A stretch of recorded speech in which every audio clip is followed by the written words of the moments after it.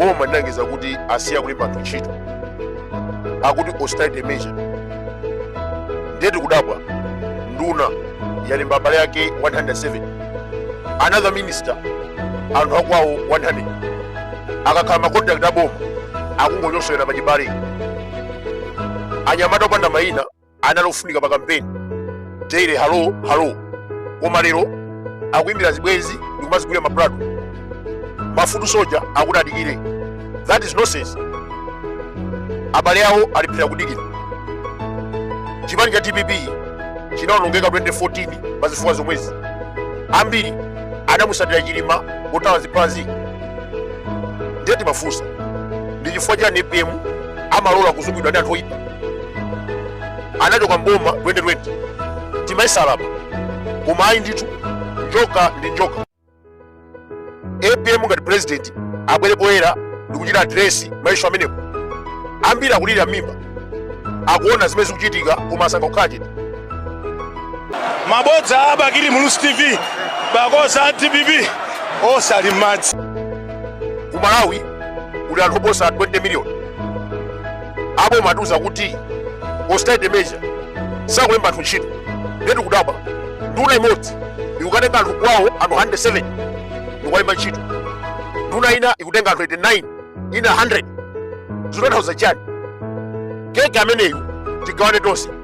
Mbuye mundi madandaula kunena kuti achakwera akulemba pongozi abale awo ntchito. Lero same situation. Mafutu soja anakuthandizani. MCP imafuna kuwapa. And today mwayi wala anthu aja ndikutenga abale anu 107 ndikuwayika mboma. Ifetu olo musatembe ntchito, we don't care. Koma zimene mukuchita kumatenga abale anu ndikumayika mboma, anthu ena akuvutika.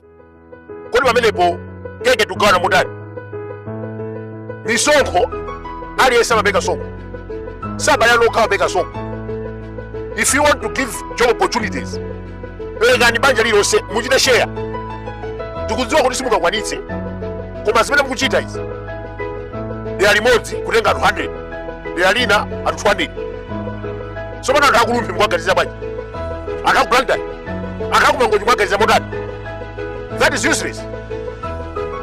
Tinamuchita support EPM kuti litsese mavuto ngati amenewo. Lero wazungulidwa ndi maumau ayamba kugwiritsa ntchito mphamvu za EPM azitenga kumazigwiritsa ntchito. That is nonsense. Boma limene kuti ikhalepo anthu anazunzika osapanga zinthu ngati nokha munagwira ntchito. Panali anthu ambiri amene amenyera kampeni kuti EPM atenge boma. Ndiye inu mupita mudzi kwanu kukatenga anthu 200, anthu 107 ndikuwayika mboma.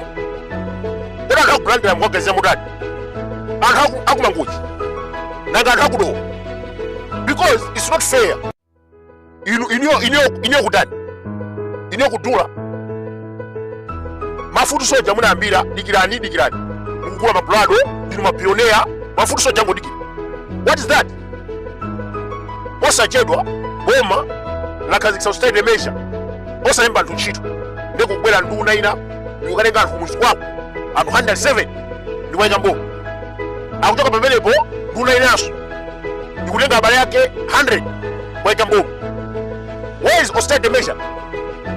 Ndiye timanena kuti keke ameneyu aliyesaje nawo. Munthu wakuchitipa, wakuphalombe, munthu wakunchinji aliyesaje nawo. EPM musamutchinge, musamukutire. Ameneyo ndi president waliyese. Tinamuchita support pa kampeni. Ndiye wina yasabloke. Mbloka EPM kuti ayi awo musakumane nawo kumayendeka. Ine kuti ndizikamba za mbuyo pamene ife tupita chitsogolo tikusiyeni ino Times ndi Abakiri TV muzikamba za mbuyo. Abakiri TV zikumabwera bwanji? Zikumabwera fa Malawi akumamvera Abakiri TV.